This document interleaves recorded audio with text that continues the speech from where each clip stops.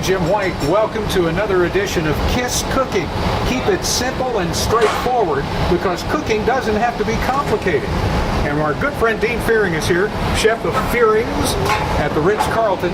And there's a reason, besides Dean, why his food tastes so good. And you're going to show us. I'm going to show you, Jim. Thanks for letting me be on the show. And we have the way to cook a chicken breast. All right. So let's get started. I'm going to try this tonight. Jim, we have 2 chicken breasts here, and people always ask me at the restaurant, said, God, the food tastes so good. How do you do it? It's called salt and pepper. It's easy, Jim.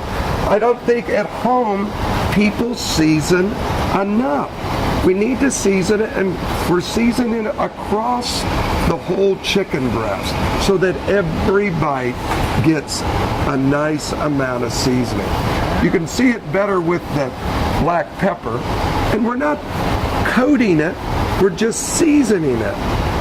And then we're going to go right into the pan. So Jim, we want to keep it one-sided seasoning when it's less than an inch, 3/4 of an inch, one side.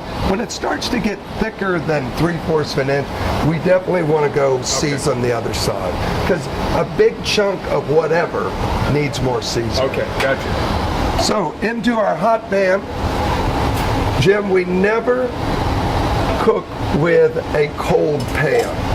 And we never let a pan heat up with the oil. Always heat your pan dry, nice and dry. Then we add the oil. And then our chicken breast goes in. And you want to hear that sizzle. So what we want to do is just get a nice sear on it. And we're going to sear both sides, and then they're going into a 350-degree oven for about 5 minutes. Okay. So what do you think? Are we about ready to... We are about ready to flip them over.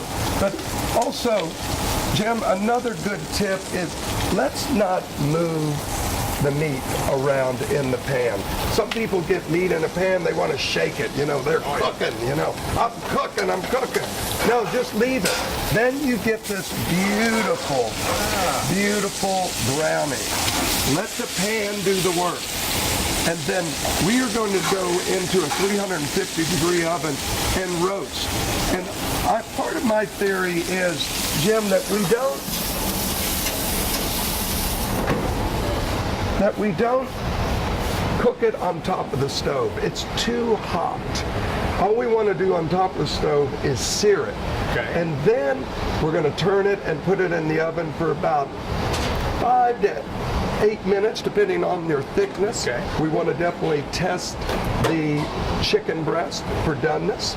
But, and then let the oven do its job, and then it'll come out tastier. It'll come out also juicier. And that's what we're looking Now, at. do you recommend a thermometer, or can people just sort of... I think if you don't know how to gauge it with your fingers, that yes, you should. Okay. Yeah. Bring it up to the right temperature for You know chicken. the magic tricks with the Oh, way yes, the meat feels. absolutely. Jim, I think we are right about there with our chicken breast. Oh, they look And great. Doesn't that look good? Just nice and well roasted. Now, what I want to do is I want to just remove the oil in the pan. And now we have enough heat in this pan.